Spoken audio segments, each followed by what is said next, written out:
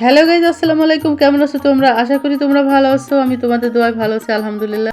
আজ ছোট্ট একটি মিনি ব্লগ নিয়ে তোমাদের মাঝে। আশা করি তোমরা আমার পাশে থাকবা আর পাশে থেকে অবশ্যই আমাকে সাপোর্ট করবা। আজ শুক্রবার, তাই বন্ধের দিন ভাবলাম বাচ্চাদের পছন্দ মতো একটা আইটেম করি। প্রতি শুক্রবার আসলে আমি ওদের পছন্দ মতো কিছু একটা করার চেষ্টা করি। আমি চিকেনটা ভিজিয়ে রেখেছিলাম চিকেন বিরিয়ানি করার জন্য। বাচ্চারা চিকেন বিরিয়ানি খুবই পছন্দ করে, যেহেতু ওরা বিফ অথবা মাটন খেতেই চায় না, তাই আমি ওদের পছন্দ মতো বিরিয়ানি করার চেষ্টা করি।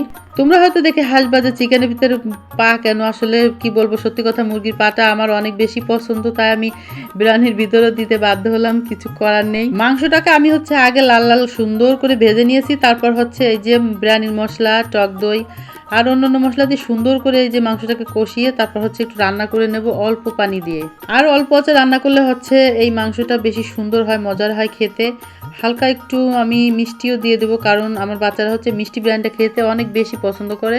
আর বিরিয়ানিতে সবচেয়ে বেশি যেটা প্রয়োজন আমি মনে করি ঘিটা না দিলে বিরিয়ানিটা আসলে মজা হয় না। আমি চাউল যখন ভুনা করি তখন ঘিটা দিয়ে সুন্দর করে চাউলটাকে আগে ভাজা ভাজা করে নিই, একটু বেশি সময় ধরে ভাজা ভাজা করে তারপর একটু গরম পানি দিয়ে দিই। গরম পানি দিতে হয়, তা সবাই জানেন। তারপর ঢেকে দিলাম, একটু অপেক্ষা করতে হবে। দুনিয়ার সবচেয়ে সহজভাবে রান্না করা চিকেন বিরিয়ানি, কারণ চিকেনটা আগে রান্না করে সুন্দর করে বিরিয়ানির চাউলটা দিলেই রান্নাটা হয়ে যায়।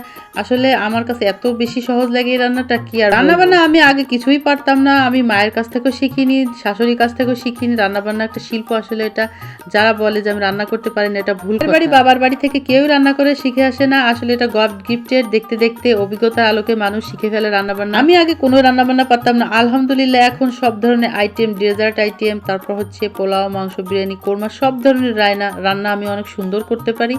সুন্দর বললে ভুল হবে, মজার করতে পারি। আসলে খেয়েই তো বলা যাবে কে কেমন রান্না করে না করে। যাই হোক, রান্নাটা আমার প্রায় যে হয়ে আসছে। আমি এখন এটাকে একটু দমে রাখবো। এদিকে মেয়ে বলতেছে তার নাকি খুবই ক্ষুধা লাগছে। তারপর আমি বললাম যারা, তোমাকে আমি আগেই দিয়ে দিব, তারপর এটা দমে রাখবো। যেহেতু রান্না করতে আমার একটু দেরি হয়েছিল, তাই এই যে রান্নাটা শেষ করে আগে আমি ওকে খাবারটা দিয়ে দিচ্ছি, প্লেটে সাজিয়ে ও খেয়ে নিক। তারপর আমরা অন্য সবাই মিলে খাবো। এই যে দেখেন, বিরিয়ানিটা দেখতে যেমন সুস্বাদু, খেতেও কিন্তু সেই মজা হয়েছে। সত্যি বলতে হোমমেড বিরিয়ানিটা আমার বেশি পছন্দ, বাইরের বিরিয়ানি পছন্দ নয়, ভালো লাগে না। আমার পরিবারের সবাই আমার ঘরের বিরিয়ানি খেতে পছন্দ করে, তাই আমি সবসময় ঘরে কিছু একটা করে দেওয়ার চেষ্টা করি।